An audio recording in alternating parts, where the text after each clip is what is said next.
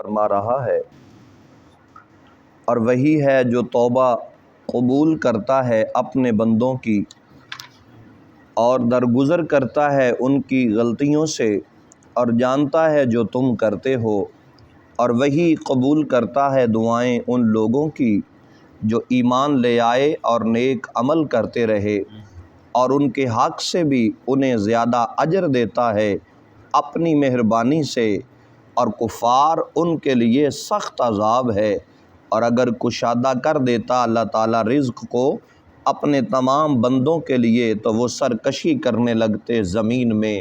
لیکن وہ اتارتا ہے ایک اندازے سے جتنا چاہتا ہے، بے شک وہ اپنے بندوں کے احوال سے خوب آگاہ ہے، سب کچھ دیکھنے والا ہے۔ محترم حضرات، قرآن مجید فرقان حمید کی ان آیات بینات میں رب العالمین خالق کائنات ارشاد فرما رہا ہے، ان نابکاروں کے بہت بڑے جرم کو بھی ذکر کے بعد یہ بتایا جا رہا ہے کہ توبہ کا دروازہ کھلا ہے، جس کا جی چاہے آئے، اگر وہ سچے دل سے توبہ کرے گا تو اللہ تعالیٰ اس کی توبہ کو قبول فرمائے گا۔ حضرت جابر رضی اللہ تعالیٰ عنہ سے مروی ہے کہ ایک اعرابی مسجد نبوی میں آیا اور کہنے لگا، اے اللہ میں تجھ سے مغفرت طلب کرتا ہوں اور توبہ کرتا ہوں۔ پھر اس نے تکبیر تحریمہ کہی اور نماز پڑھنے لگا۔ جب نماز سے فارغ ہوا تو سیدنا علی کرم اللہ وجہ الکریم نے فرمایا کہ زبان سے تیز تیز توبہ کرنا جھوٹوں کی توبہ ہے، یہ ایسی توبہ ہے جس سے توبہ کرنا ضروری ہے۔ اس نے عرض کیا، یا امیر المومنین توبہ کیا ہے؟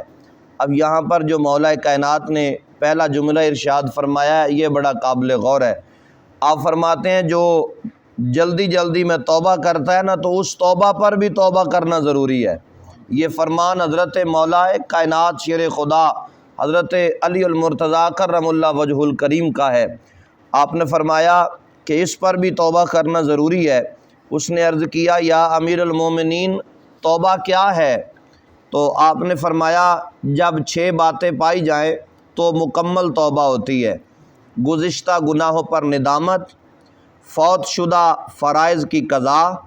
جو کسی کا مال چھینا ہے اس کی واپسی، جس طرح تو نے اپنے نفس کی پرورش کی ہے اسی طرح اطاعت سے اسے گلانا، اسے جس طرح تو نے گناہوں کی مٹھاس چکھائی ہے اسی طرح اس کو فرما برداری کی تلخی چکھانا، اور کثرت گرہ اوزاری۔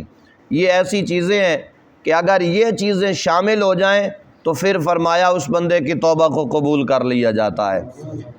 اور اللہ تعالیٰ اہل ایمان کی صرف دعائیں ہی قبول نہیں فرماتا بلکہ اپنے فضل و کرم سے بن مانگے انہیں ان گنت نعمتیں بھی مراحمت فرما دیتا ہے۔ یعنی اگر اللہ تعالیٰ ہر ایک کو بکثرت دولت و ثروت دے دے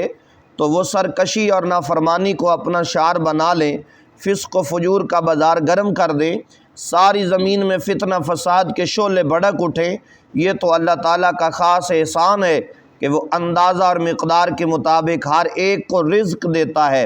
حضرت قتادہ فرماتے ہیں، بہترین زندگی وہ ہے جو تمہیں غافل بھی نہ کرے اور سرکش بھی نہ بنا دے۔ حضرت ابن کثیر نے یہ جملے لکھے ہیں۔ وہ کہتے ہیں کہ حضرت قتادہ رضی اللہ تعالیٰ عنہ کا یہ فرمان ہے، آپ فرماتے ہیں کہ تم میں سے بہترین زندگی اس بندے کی ہے جو تمہیں غافل بھی نہ کرے اور سرکش بھی نہ بنا دے۔ کبھی کبھی ایسا ہوتا ہے کہ غریبی کی وجہ سے بندہ اپنے رب کی طرف سے بہت زیادہ غافل ہو جاتا ہے، اور کبھی کبھی ایسا ہوتا ہے کہ بہت بڑی دولت کا نشہ جو ہے وہ بندے کے ذہن میں ایک ایسا غبار پیدا کر دیتا ہے کہ تیرے پاس بڑی دولت ہے، تجھے کون کوئی ہاتھ لگا سکتا ہے، تجھے کون کوئی کچھ کہہ سکتا ہے، جو تیرے دل میں آتا ہے وہ کرتا چلا جا، تجھے کون پوچھنے والا ہے۔ اور ایسے سرکش اور ظالم کے حمیتی بھی بڑے اٹھ کر کھڑے ہو جاتے ہیں۔ اللہ ارشاد فرما رہا ہے کہ اگر سارے اس طرح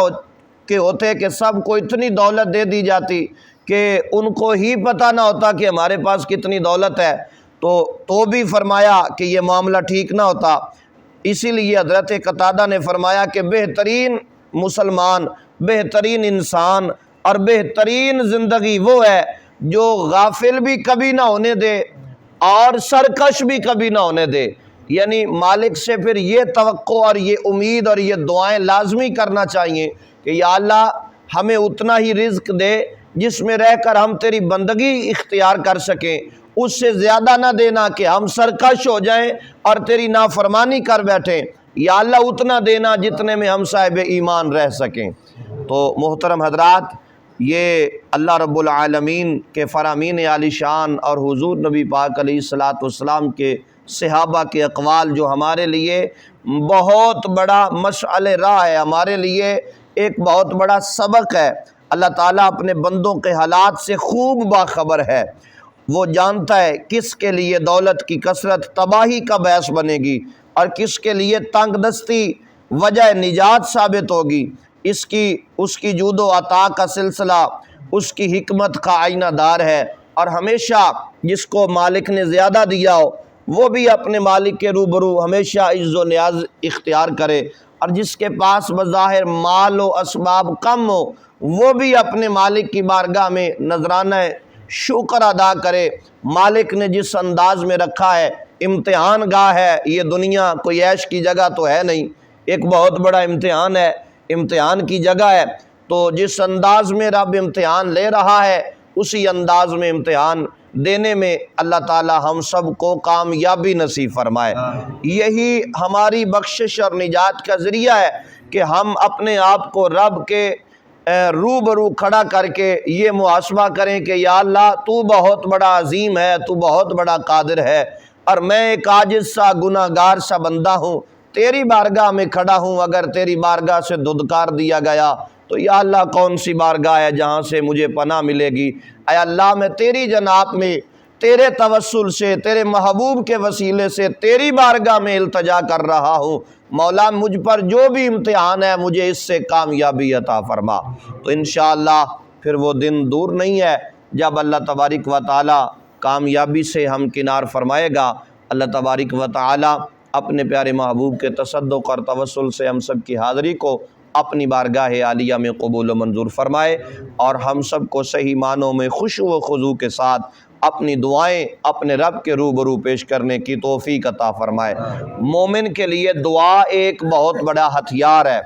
اسے دعا کے ہوتے ہوئے اور کسی ہتھیار کی ضرورت نہیں ہے۔ اگر ہمیں صحیح معنوں میں دعا مانگنے کا طریقہ آ جائے تو ہم کامیاب ہو سکتے ہیں۔ دعا مانگنا شرک نہیں ہے، دعا مانگنا بدعت نہیں ہے، دعا مانگنے سے بندہ کافر نہیں ہو جاتا، اور زیادہ سے زیادہ کثرت کے ساتھ دعائیں مانگیں۔ ہو سکتا ہے کوئی گھڑی کوئی لمحہ ایسا آئے جو مقبولیت والا لمحہ ہو، اور اس وقت ہم دعا کر رہے ہوں، وہ ایسا لمحہ ہوتا ہے کہ رب اس وقت دعا رد نہیں فرماتا۔ اب بعض دفعہ ہوتا ہے نا